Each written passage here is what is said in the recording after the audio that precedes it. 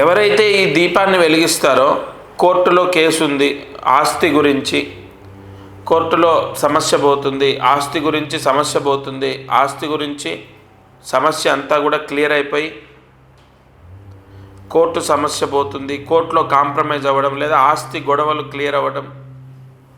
ఈ దీపారాధన సూర్యాస్తమయం లోపు చేస్తే మన ఆస్తి మనకు రావడం జరుగుతుంది. అది ల్యాండ్ కానీ, ఇల్లు కానీ, డబ్బు కానీ, బంగారం కానీ ఏదైనా. అయితే 3 ఒత్తులు ఒక ఒత్తిగా చేసి ఆవు నేతితో సూర్యాస్తమయం లోపు మీ పూజా మందిరంలో కులదైవము ఎదురుగా దీపాన్ని వెలిగించాలి. ఇప్పుడు ప్రతి ఒక్క కుటుంబానికి ఒక కులదైవం ఉంటుంది. ఆ కులదైవం యొక్క పటము ఖచ్చితంగా పూజా గదిలో ఉండాలి. ఆ పటము లేకుండా పూజా గది ఉండకూడదు.